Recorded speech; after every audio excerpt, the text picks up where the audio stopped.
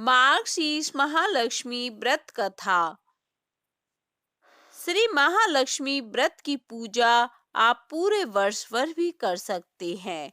श्री महालक्ष्मी की व्रत कथा गुरुवार की कथा है।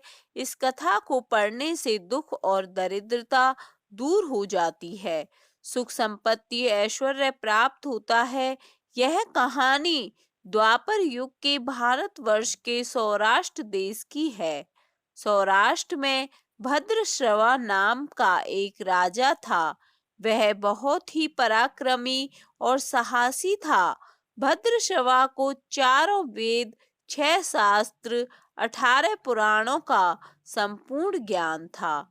भद्रश्रवा की रानी का नाम सूरज चंद्रिका था और सूरज चंद्रिका सुंदर, सुलक्षणा और पतिव्रता थी। उन दोनों के 7 पुत्र और एक कन्या थी। कन्या का नाम सामवाला था। एक बार की बात है, महालक्ष्मी जी के मन में विचार आया कि वह राजा के राजप्रसाद में जाकर रहे।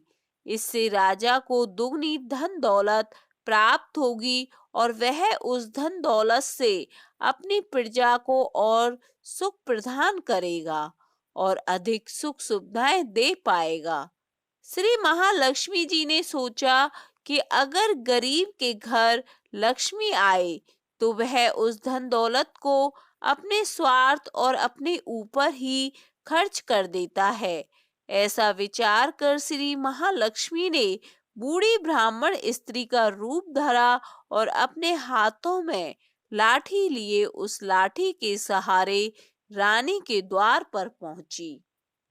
हालांकि मां लक्ष्मी ने बूढ़ी औरत का रूप धारण कर रखा था, परंतु उनके चेहरे पर एक तेजस्वी देवी की चमक थी। मां लक्ष्मी बनी उस बूढ़ी ब्राह्मण स्त्री को देखकर एक दासी सामने आई। उसने बूढ़ी ब्राह्मण स्त्री से उसका नाम, धाम, काम, धर्म सब पूछ डाला।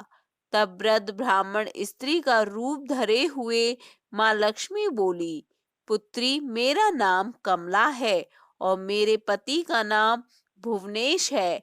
हम द्वारका में रहते हैं। तुम्हारी रानी पिछले जन्म में एक वैश्य की पत्नी थी। वह बहुत गरीब थी। गरीबी के कारण हर रोज इनके घर में लड़ाई झगड़े होते थे और रानी का पति उसे रोज मारता था। इस बात से तंग आकर रानी घर छोड़कर जंगल में चली गई और वहां पर खाली पेट इधर उधर भटकने लगी। तुम्हारी रानी की यह दुर्दशा देखकर मुझे उस पर दया आई। मैंने उसे सुख संपत्ति देने वाली श्री महालक्ष्मी जी की कथा सुनाई। मेरे कहने से तुम्हारी रानी ने श्री महालक्ष्मी का व्रत किया, जिससे श्री महालक्ष्मी प्रसन्न हुई और उसकी गरीबी दूर हो गई। उसका घर संसार दौलत संतति संपत्ति से भर गया और बाद में पति पत्नी दोनों परलोक सिधारे। और माँ लक्ष्मी का व्रत करने के कारण वह लक्ष्मी लोक में जाकर रहे। उन्होंने जितने साल माँ लक्ष्मी का व्रत किया उतने हजारों साल सुख भोगा और इस जन्म में उसका जन्म राजघराने में हुआ। परंतु वह इस जन्म में श्री महालक्ष्मी का व्रत करना भूल गई, जिस कारण मैं उसे यह बात याद दिलाने आई हूँ।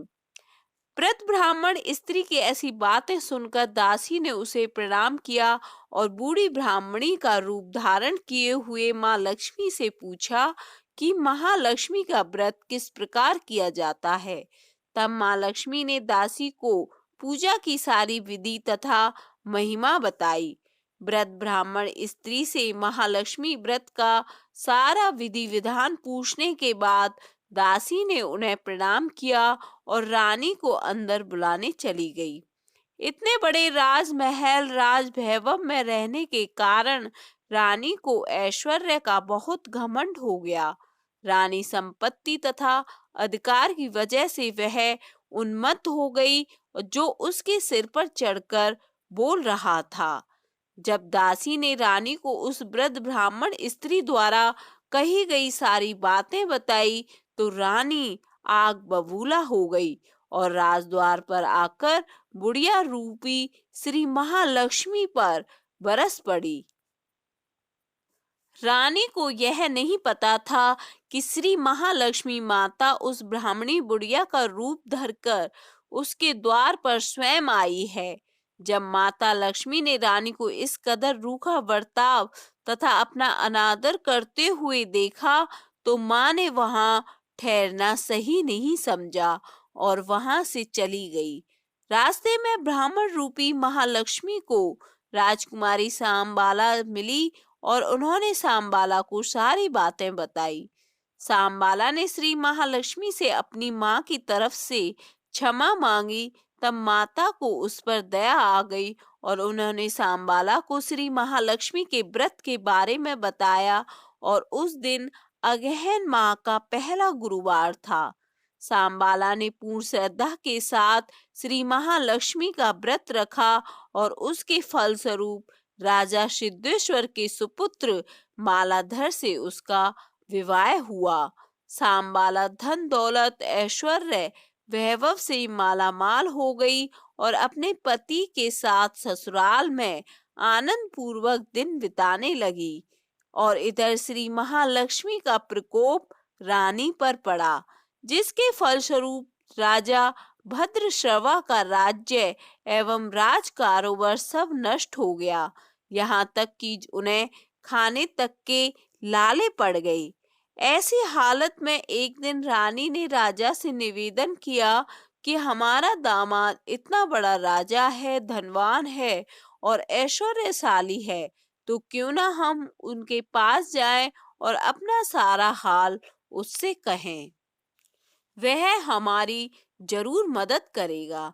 यह बात सुनकर राजा भद्रश्रवा अपने दामाद के पास जाने के लिए तैयार हो गए और अपने दामाद के राज्य में पहुंचकर वह एक तालाब के किनारे थोड़ी देर विश्राम करने के लिए ठहर गए। तालाब में से पानी लेने जाती जाती दासियों ने उन्हें देखा और विनम्रता पूर्वक उनसे पूछताछ की कि वह कौन है। और जब उन्हें यह पता चला कि वे रानी सांबाला के पिता हैं, तो वह दौड़ती हुई अपनी रानी के पास पहुंची और उन्होंने सांबाला को सारी बातें बताई।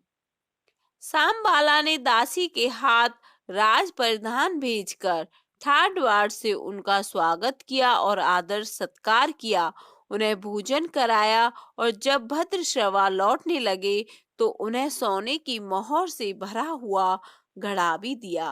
राजा भद्रश्रवा जब वापस लौटे तो उन्होंने देखा कि रानी सूरज चंद्र का बहुत खुश है।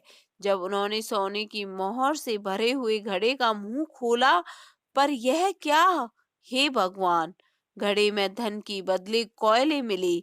यह सब श्री महालक्ष्मी के प्रकोप से हुआ और इस प्रकार दुर्दशा में उनके कई दिन बीत गए। इस पर रानी स्वयं अपनी कन्या सांबाला के पास गई। वह दिन अगहन माह का अंतिम गुरुवार था। सांबाला ने श्री महालक्ष्मी का व्रत किया और पूजा की और अपनी माँ को भी व्रत करवाया। इसके बाद रानी अपने घर चली गई। महालक्ष्मी का व्रत रखने के कारण उसे फिर से राजपाट धन दौलत ऐश्वर्य प्राप्त हुआ और फिर से सुख शांति से जीवन बिताने लगी। कुछ दिनों बाद राजकन्या सांबाला अपने पिता के घर आई, परंतु सांबाला को देखकर सूरज चंद्रिका को पुरानी बातें याद आने लगी कि सांबाला ने अपने पिता को कोयले से भरा हुआ घड़ा दिया था और उसे तो कुछ भी नहीं दिया। पिता के घर पर कोई आदर सत्कार भी नहीं हुआ, बल्कि अनादर ही हुआ। परंतु सांबाला के इस बात का कुछ भी बुरा नहीं लगा और अपने घर लौटते समय अपने पिता के घर से थोड़ा नमक ले लिया और अपने ससुराल वापस लौट आई। जब उसके पति ने पूछा कि वह अपने मायके से क्या लाई है, तब सांबाला ने उत्तर दिया कि वहां का सार लाई हूँ। पति ने पूछा, इसका क्या मतलब है? सांबाला ने कहा, थोड़ा धीरज रखो, आपको सब मालूम पड़ जाएगा। उस दिन सांबाला ने सारा भोजन नमक डाले बिना ही बनाया और परोसा। जब पति ने खाना चखा तो सारा खाना बिना नमक का बना हुआ था, जिस कारण खाने में स्वाद ही नहीं रहा। फिर सांबाला ने थाली में नमक डाला, जिससे सारा भोजन स्वादिष्ट हो गया और अच्छा लगने लगा। तब सांबाला ने पति से कहा, यही है वह सार जो मैं आपके मायके से लाई हूँ। सांबाला के पति को उसकी बात सही लगी। दोनों हंसने लगे और भोजन करने लगे। ऐसा कहा गया है कि कोई भी श्रद्धा भाव से श्री महालक्ष्मी की पूजा करता है तो महालक्ष्मी की कृपा उस पर बरसती है। सुख शांति धन संपत्ति तथा और सभी मनोकामनाएं पूर्ण होती हैं। परंतु सब कुछ प्राप्त होने के बाद माता की पूजा करना नहीं भूलना चाहिए। हर गुरुवार को व्रत करना अवश्य करना चाहिए। श्री महालक्ष्मी आपकी सारी मनोकामनाएं पूर्ण करेंगी। श्री महालक्ष्मी की लीला अपरंपार है।